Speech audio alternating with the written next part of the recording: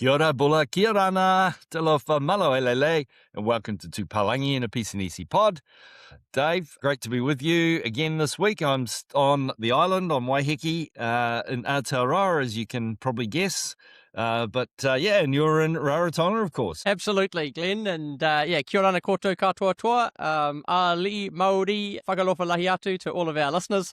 This is David Dewar, yes, as Glenn said, dialing in from Rarotonga, Cook Islands, but as you will know, if you've been listening to the show previously based in Suva, Fiji, Glenn and I have been working across the Pacific for the last 5 or 6 years now, and helping New Zealand and Australian and Pacific businesses operate effectively in this region, and it's fantastic to be doing that again through this weekly podcast. And you can see, Dave, after a bit of a week of rain here, that I've actually got sun streaming in the window at me at the moment, which is beautiful. So very happy to have that. And Dave, it's been an interesting week this week. I've been working with a bunch of Pacifica creative artists in Auckland, and working with Creative New Zealand to run a program with them, which we'll hear all about in a minute in this episode, because the key feature of what we're talking about this week is our talanoa with Makerita Urale, who runs the Pacific creative part of Creative New Zealand. But Dave, you were saying before we started that you've been pig wrangling this morning. Yeah, slightly different and lower brow possibly to your week, Glenn. About 4 days ago, and this is one of the hazards of living backing onto the bush in a Pacific island, but we had a small pig that's decided to make its home in our front garden. It's very cute, so unfortunately my two boys have become quite fond of it in a very small time, and so has my wife. So I haven't quite been able to implement my plan, which was to ship it off to the nearest pig farm as quickly as possible. So we actually have my son's 9th birthday today, so 7 or 8 of his closest friends are coming over for a sleepover, and some of the family, not me, decided that it would be a good idea to keep the pig and try and tie it up so that the kids could play with it while we were here. So that's what I spent my morning attempting to do, and I can reveal for the listeners who are probably nodding along that no, it has not gone well. The pig remains free, and we're still friends, but it's still a work in progress figuring out what we're going to do with it. We have my parents-in-law over from Adelaide, Sally and Peter, and my mother-in-law was telling me last night, and in fact I know that she's been doing this. She's an avid listener to the show, and so hi to Sally. Excellent. And learning a lot, as she tells me, about Pacific business as we go along. So I'm sure she'll be tuning in next week to listen to what we have to say today. That's fantastic to hear. We need all the listeners we can get, so hopefully she's telling all her friends about it as well. The Bridge Circle in Adelaide, I'm sure, is well acquainted with our weekly topics. But big week in Cook Islands as well, of course, Glenn. So I think, as we foreshadowed last week, there's been a declaration now of an election date. So Prime Minister Mark Brown has dissolved Parliament, and Cook Islands will head to an election on the 12th of August. So the politics is in full quite soon. Yeah, exactly. I think it was it Robert Muldoon who once sort of quipped it wouldn't give his opponents much time either. Lightning fast campaign, and a lot to happen between now and then, because of course the Cook Islands has its National Day Te Maiva Nui on the 4th of August. In the Fiji budget, which was also handed down this week, we can talk about that perhaps after the talanoa with Makerita, because I'm really excited about getting into that. That was a fantastic conversation, and what a lady. Yeah. Oh, well, on that note, Dave, let's go into that talanoa and let's have our discussion with Makerita Urale. So we know that the creative arts bring vibrancy and colour and passion to our country. But what is often also not realised is that creative arts actually contribute over 4.3% to GDP, so about $18.5 billion. And they're also a really large exporter in us. So international revenue from the creative arts is also really important for New Zealand, as well as the visibility of New Zealand and what it does for things like our tourism industry. But within that overall picture of creative arts, the Pacifica creative enterprises and creative art piece holds also a really special piece in promoting New Zealand on the international stage. And so I'm particularly thrilled today to have with us as our guest for this talanoa, Makerita Urale, who heads up for Creative New Zealand the whole drive behind the Pacifica Creative Enterprises. And Makerita and I have been part of a collaboration working together this week, which has been a thrill for all of us involved. And we've been working with a group of creative enterprises. So I'm just absolutely thrilled to have Makerita along for this talanoa. And as we normally do when we have somebody on as a guest on Tupalangi and the Pisanisi pod, Makerita, we start with asking our guests to just talk about their own story and how you got to where you are, how you got to be in the position you are, driving Pacifica Arts and Creative within Creative New Zealand. Oh, talo for everyone, Pulavanaka and Kia ora today in Rarotonga. This is Kia ora. hilarious because I'm like, two Palangis and a Samoan. So I'm the Senior Manager of Pacific Arts at Creative New Zealand. I head our Pacific Arts portfolio, and I really very much in the strategy space. So we have a 5-year Pacific Arts strategy, work in the executive team in terms of we have a new 15-year 2040 Creative New Zealand strategy for the arts. And we also have a national arts strategy, Amplify. And what's really awesome is that under Amplify is specifically sees the potential for the arts from Aotearoa, New Zealand for export. And the data that Glenn just mentioned is really, I'm really surprised. So often I'm in the work of the arts at Creative New Zealand, working with artists every single day. And sometimes when we link arts and artwork, dance, theatre, music, opera, we don't often connect that to the word economic or the words export. So I have a very privileged, I love my work. So my work is across Aotearoa, New Zealand, working with, Pacific people make up 9% of the population in Aotearoa and really growing. It's a very young demographic. So we're exporting in terms of the global, how do we connect the work and the worldviews from this part of Aotearoa, New Zealand and the Pacific region to audiences and art lovers and to cultures all around the world. So that's really kind of like the high level of my work at Creative New Zealand. But at the start, I was born in my dad's village in Whangamalo on the island of Savai'i. I'm an immigrant. Came to New Zealand. Couldn't even speak English. I didn't even know who Santa was. So growing up in Savai'i in Samoa, it's the land, the sea. My dad couldn't even read or write, when he met my mom. And he was a man of the land. He fished. We had plantations. So what a world from Savai'i, and then immigrating our family to Wellington. So I'm from a family of artists as well. So while I've been at Creative New Zealand for nearly 15 years, I spent nearly 20 years of my life in the arts as a writer, as a producer, documentary director. So working in theatre, festivals, film, television, and 99.9% of people I knew, including my family, were artists. so joining the public service, Creative New Zealand, I was like, people. I sometimes felt sorry for my colleagues. I was such a bloody oddball going into working for a government agency and learning the language of policy. And sort of kind of beginning to be the bridge builder with my Pacific Arts and wider arts community in Aotearoa. Anyway, what a big intro. At the end, yes, I'm Samoan, family of artists.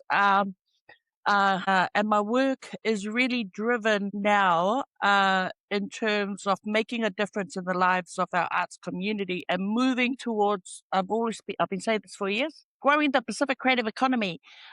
So beyond the waters of Aotearoa, into the Pacific Islands, connecting with our communities across the Pacific, Australia, and the rest of the world. That's a really cool journey to hear where you've come from and gotten to, Makerita. And I think one of the parts of this week that I've really enjoyed is actually getting into some of the data and realizing that the creative arts actually earn around about $1.5 billion in terms of exports. And then there's also further estimations that they bring in or are directly responsible for about $2.7 billion worth of tourism. And of course, Pacifica plays a key part of that. But can you talk a little bit about the overall mandate and how Creative New Zealand works? We're an autonomous Crown entity. We have a current legislation 2014, which is the Arts Council of New Zealand to Aotearoa Act. And it's interesting, we've got unique legislation because it specifically says that we have to support the arts of Pacific peoples in Aotearoa and support the arts of Māori. So we're an autonomous Crown entity. It really specifies that our board, we have quite a big board actually, chaired by Kent Gardner, who is also a love Ghent. He's a big philanthropist himself. He gives to the arts all the time, and he's very, very passionate about the arts. And then we also, in the legislation, specify a minimum of 4 Māori experts, a minimum of 2 Pacific. So we have, fortunate for us, we also now have on our board my other Kevin Mealamu, our All Blacks leader, who also has an artistic background as well, and Janita Pelisi, who's Niuean and very experienced in governance. So that's our sort of board structure. We are, it's our funding model, though, is really it's probably interesting for people to know, but we have about 16.3 million from Vote Arts via the Ministry of Arts and Culture.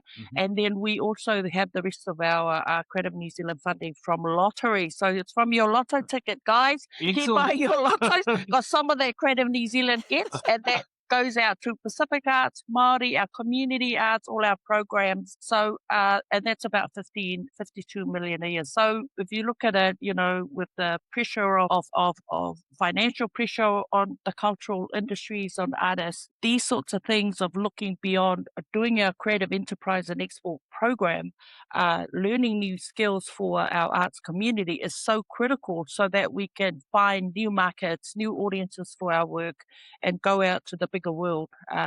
That's really cool, Makerita. And what I love is that, a couple of things about your journey that you mentioned. Your father wasn't a reader or a writer, and yet he ends up with at least 3 children who are either playwrights or poets or singer-songwriters and all of this. So just interested to know what does he think about your your choice of career? Yeah, I'm not like Dad. We have a school teacher mum my mum's 87, lives in Auckland, and still painting. She's 87. Wow. She's amazing. had last exhibition at Tauranga, opening the Tauranga Art Gallery, together with my sister Maila, who's also a visual artist. So my mum's was a school teacher and then followed her dream to be an artist. So she's basically retired, wakes up in the morning, paints all day. She turns 88 in October, so it's never too late, everybody. My brother Bill is, he was a hip hop artist, and he was running around in the arts myself, doing my art projects. And then he wanted to do a career. So I ended up managing him for a year and helped him get a lawyer at the time, Karen Storage, a 3-album deal. I knew nothing about music. I'm like the tone deaf one in the family. He got helped him get a 3-album deal with Festival Mushroom Records. So sister Natasha, actually, my older sister, was a composer. She sings a lot makes her own composition. But then, just before COVID, she decided to go get her PhD. So she's now got a PhD. Wow.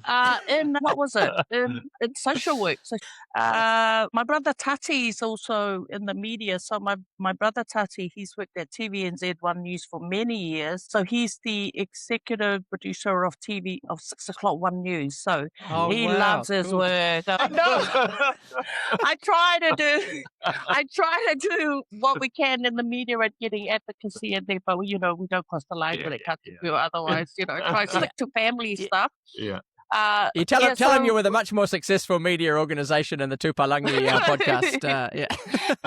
So family of create. Sima, and Sima's a filmmaker. So Sima is trained in film in Australia. She went to New Zealand Drama School. So it's a bit of an echo chamber, the family, who sit at the dinner table. No one listens to anyone even going on, I'm doing this and I'm doing that and I'm doing that. And, no wonder. And my dad actually went this. Is he actually? A lot of our listeners will be nodding along, going, "I can see that." Yeah. I wonder whether he actually is, or he just chooses to look like he is. We have to get bloody hearing aids. So, like my poor dad. I mean, he turns them off at times. But there is that sort of when you see, I have a very privilege. I love my work, and in the arts, there are so many inspiring stories from the likes of Paris Goebel. She with Paris Goebel's company, and we've been doing that for a while. And we invested in the emerging hip hop dance program there. 25 Māori and Pacific kids. They work with Paris's company. A lot of them end up getting jobs or individual careers internationally as choreographers. What for me has been missing is a more structured expertise export 101 approach because the reason we're doing this, I thought, hey, Do you- keep hearing about, oh, sorry. Do you want to talk a little bit about what we are doing this week? So what we're doing this week is called the Exports Essentials. And we've had incredible, like I call it VAR building, which is building the relationships with other agencies. We've got about 6 agencies who all been doing a huddle and co-designing Export Essentials program adapted for Pacific Creative Enterprises in Auckland this week. And the pilot program never been done before by any of the agencies, so it's all new to us. So it's an experiment, and we feel like the experiment is working really well so far. And that's how I found out about the Tupalaki Sugar podcast. But one of the things I think this week, and we were really concerned about, gosh, we're going to be introducing the language of business to a bunch of creative enterprises and creative people. And we were I was worried that as soon as they heard this language, they'd be like, oh, no, that's not us. But Makerita all along has been saying, no, this is the language they need. They are all developing international business. They're out there. They're working with business people. They need to know this.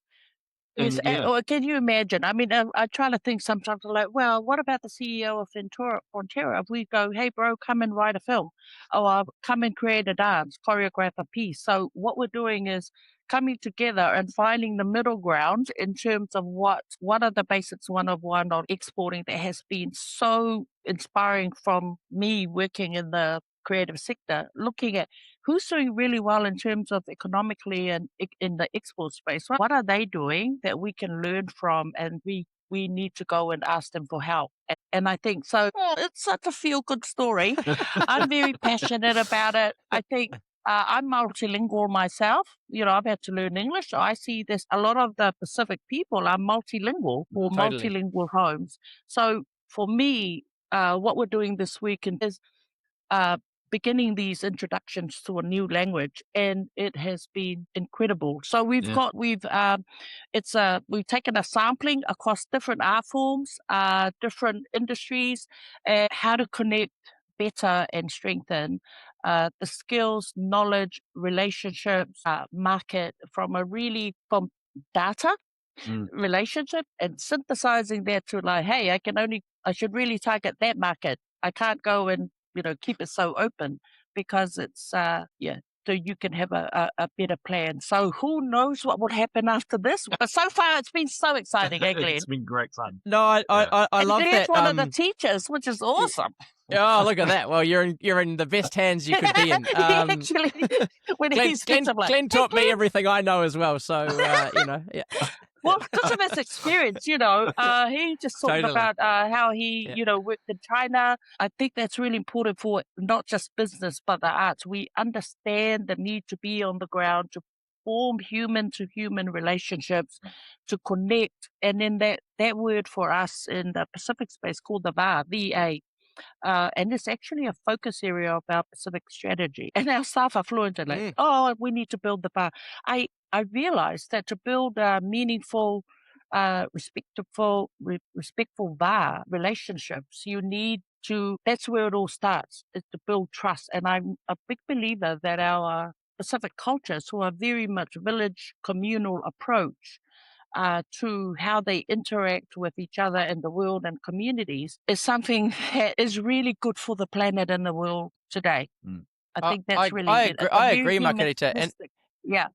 And I think, one of the really interesting things about the creative sector as well is, I guess, when you boil business down, it's ultimately just about creating value for people and capturing that value somehow. And, if we think about the creative sector, that idea of creating value, creating something that people can engage with, that they can, really, want to be involved with, want to experience, that's all second nature to these people. And I think the other part about No, I I was going think to say that's the what other we're part about finding this week. exporting, going to the other markets, overseas as well. That's something they're very, very experienced with too, So They've already it's done kind of that. like they've already done it. They're doing it day to We day, never and called it exporting, though. We would totally, call it, yeah, I've got an exhibition in Paris, or yeah, I've got a show going to, which is what's happening this week. We've Yeah. got, I've got a show touring to 4 countries in Europe, or I've got a gig in Canada or something, but we never called it export. Yeah. And the same for business. So you'll come down about maybe 6 years ago. I had a think, because there is sort of the art way of thinking for artists in the worldview, where the word business is not as warm and friendly.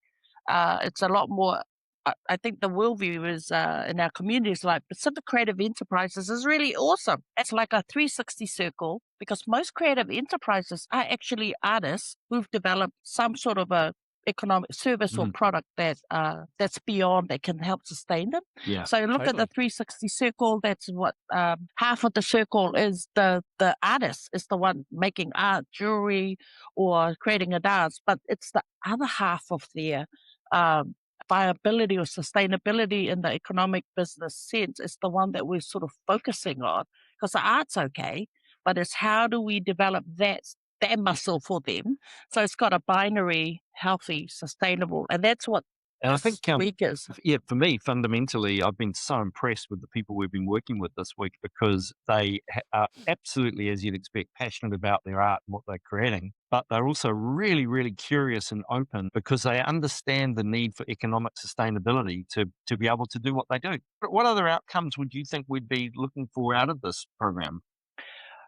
One of the key things, because of the bar, and this around Business Network, Export Network, I think number one for us, a key part of my work is building human ecosystems.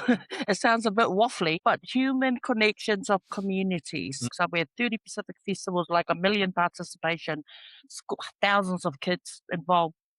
Been around for 40, 50 years, but we helped to set up a national infrastructure over a few years. And now there's a peak body that's like provides it's in Pacifica Festivals Aotearoa Incorporated. There's a peak body constitution. There's a team.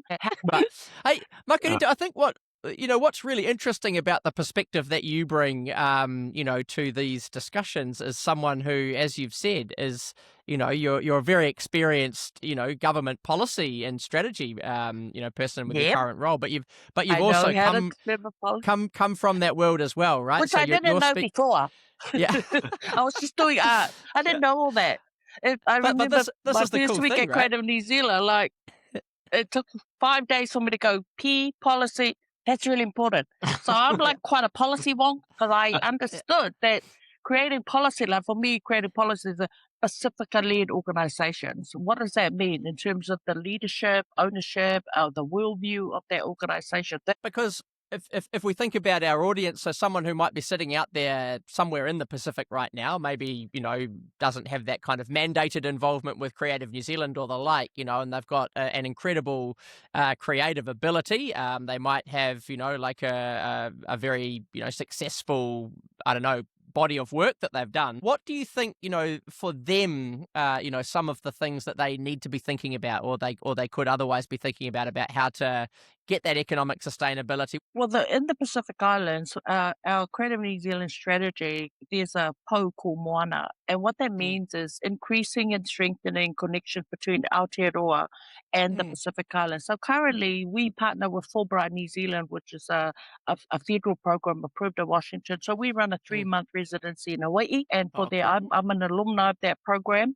And then we just signed, last year we signed an MOU with the government of Niue. And our Prime Minister Talang, who got re-elected again. So that one is to run an artist residency in Alofi. So Wow. that's really good. And I'm in the middle. I just signed an MOU, love our MOU, I love collaboration, MOU with Creative Australia, our sister organisation, Creative Australia, and the University of the South Pacific in Suva, Oceania Centre. And that is a co-investment and collaboration to set up a new one artist from each country to undertake a residency in Suva in October. We're currently developing, we've got, I've set up like a Melanesian Arts Development Initiative. So in New Zealand, we fund we've directly invested and funded the first ever Melanesian Arts Festival. It happens in, we saw 50,000 people, economic stores, everyone sells their craft. It's really good. But for us, it's how do we build the connections with our artists and creators? So we work with artists in 8 countries across the Pacific, and we did digital collaboration between artists. We also have been developing a digital storytellers program with Academy in the US as well, and training photojournalists, not general media, but as storytellers. So some of those programs we did across 8 countries in the Pacific. For those, as someone from Samoa and who very close to my village family, my home is both New Zealand and Samoa on my island, Savaii, and my family in Upolu. In that space, I think I was thinking about it, is really look at who's the most successful business person in your village or your island. Go and ask them for help. That's an easy thing you can do. Just give them a call, go knock on go walk through their whale and ask for help. The other one I thought is how do you connect, because it can be very isolating. It's less materially well off. I always call the Pacific arts and culture wealthy, culturally wealthy, but, materially challenged and limited. There's also online communities you can reach out to. And I thought I'd just give a shout out. We have a dedicated Creative New Zealand Pacific Arts Facebook page. We provide a lot of information and things that's available for artists in New Zealand, or resourcing that's available and data as well. We also have festivals here in Aotearoa that they need to reach out to, make contact, build your relationship, reach out to those people. And there are opportunities for choreographers, dancers, performing arts to come back and forth in Aotearoa. I hope that's a little bit helpful. I think that was hugely helpful. It's really practical advice as well. Like not just kind of, reach out back to the government or anything, but actually that reach to your village. It's something you can do. Yeah. Yeah, because you should speak to your village first. And then go talk to the shop owner. How did you set up your little shop? Yeah, and I think that kind of completes the circle that we've been talking about in terms of, yes, be passionate about your art, be passionate about what you're creating, but also understand there is an economic need in terms of being sustainable. And you can learn from, and business people can learn from creatives as well. I was going to say, Makerita, such good advice. And I think, this is quite common to a lot of the other sectors that we profile on the show. People talking about, go out and share experience, go out and ask questions. And, certainly in our experience, business people around the Pacific and indeed around the world are often so much more happy to share, their learning and their sort of secrets to their success than people appreciate, than people are aware of. Yeah. That's right. It would take me something too that we do cover a little bit on this, but I think I'm sure any creative in the Pacific Islands, anyone who's Pacific actually, IP, intellectual property is very important. So the other thing is educate yourself on your intellectual property, your copyright rights. If you're a writer, make sure across all the royalties or the laws in your country so that you are protected yourself. Makerita, it's been awesome to have you on the show. Thank you so much. But also thank you for the fun that we've had this week in putting this program together and working together has been amazing. And your drive and the way that you work with the Pacifica creatives in New Zealand is just, I think the country should be thankful to you. It is a creative process, I think. So, the people who are in the circle, it only works if you have some sort of creativity, like you obviously do that, Glenn. And in terms of, what's the space? It's really exciting what could happen next in terms of for these creative enterprises in this program. Absolutely. Hugely thank you for exciting. having me. Yeah. Thank you for coming on the show. Whawhetai lava. And look forward to continuing and farewell to all your listeners as well. So Dave, that was Makerita Urale. I did tell you in advance that was going to be a heck of a lot of fun, and I'm sure she didn't let us down with that, mate. But what did you take from that discussion? Yeah, what a lady, what a force. I had an idea of what to expect, I think, from your pre-briefing, but also just Makerita's own profile within the industry. She's a very accomplished a playwright, artist herself, and of course comes from that incredible family of talent with her brother Bill or King Kapisi, her sister Sema, and her other brother who she mentioned was the editor of one of the major news networks, and then of course there's the sister who's the PhD. What an impressive bunch of people, and especially I totally I think got what she was saying in terms of around the dinner table if they're all together, if they're all a bit like her. I mean, my goodness, no wonder the father's got a hearing aid. Yeah. Yeah, so no, incredible talent, but also just thinking about her as an individual, what an asset for the sector.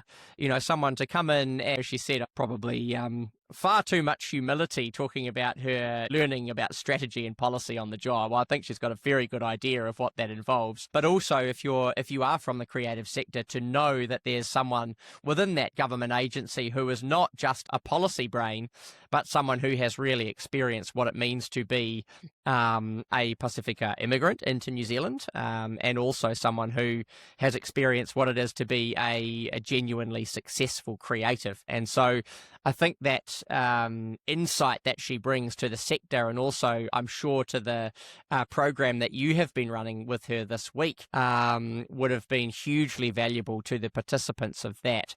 And then I think that the other takeaway for me was just really to think about the size of that sector, and the numbers are really quite striking. You mentioned $18 billion worth of economic contribution to GDP, and a lot of that will be domestic, but I think she mentioned at one point, and certainly this has been backed up by the separate research I've done, which is that it's an export earner worth 1.5 at least $1 billion alone. And then, as you mentioned, a further kind of potentially 2.7 billion on top of that in terms of its contribution to the tourism earnings as well. And that to me really illustrates, I think, a point that, we've been making on the show, and one that I keep harping back to as a former trade policy nerd, is that those sorts of activities are trade. Trade is not just getting goods and sticking it in a container and putting it on a ship. It is people with talent going out and creating value and earning money for that value overseas.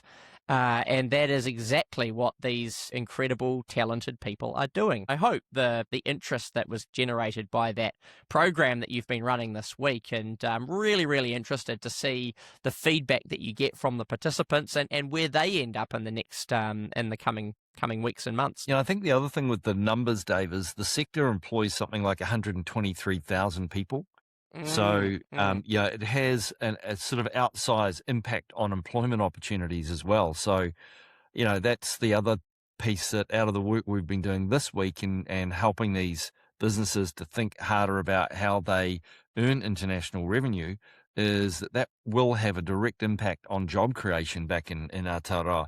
I suppose the only other point I loved Makerita's just really practical advice in terms of creatives out in the Pacific, which is just who's really successful in your village and your community from an economic point of view, and go and learn from them. This is probably one of the most basic bits of advice that we would often give to business people from other sectors is go out and network amongst your peers. Find your mentors, find people in other sectors, because they'll be super happy by and large to engage, to talk about their own success. And often, people are really positively surprised at the reception that they get. How do you make and capture money and value and grow a business and be sustainable? There's a huge willingness, I think, out and around the region to share that information and that journey. Yeah, so for Tupalangi and a Peace and Easy pod this week, that's been a summary of our wonderful talanoa with Makerita Urale from Creative New Zealand. And Dave, what else have you got that's coming up in the week ahead? Oh, yeah, quite a lot has happened in the Pacific this week in the business and commercial sector, as we talked about, Glenn. So, we mentioned at the start of the show that the Cook Islands, of course, has called its election. In advance of that, the government has handed down its budget for the coming year, and it's quite a positive story really to tell here in Cooks off the back of some very strong and continued strength in the tourism sector. The budget was sort of looking at around $385 million, which for a place the size of the Cooks is quite a significant one. And a couple of other things that have accompanied that. One that I think is worth being aware of is the government has passed a piece of legislation to establish effectively a sovereign wealth fund, and that's important for a number of reasons. One of the things that the Cook Islands has been considering for a long time, of course, is the seabed mineral industry. Now, there are views either way, very strong views either way on the pros and cons of that industry, but it's certainly something that's being looked at very closely in this economy. If you are going to go down that path of an extractive industry, you really need to make sure that the value is captured and retained within your country. You know, you want to be the Norway, not the Nigeria. So you need to make sure that there's some sort of sovereign capability to bank that capital. And passing a piece of legislation to establish a vehicle like that is a very important precursor. On the subject of budgets as well, of course, Fiji on Friday handed down its budget for the year, and a bit of a different sort of vibe there. Really sort of seeing, I think, some of the cost of living pressures that are biting all over the region, and they're looking at, I think, a 7% deficit this year, a reasonable increase in the debt back up to around 84% of GDP. Of course, you know, still forecasting strong tourism growth and tourism numbers. However, you know, there's pressures in that industry as well, and I think, you know, one of the big things that we've seen is a new sovereign guarantee facility for Fiji Airways.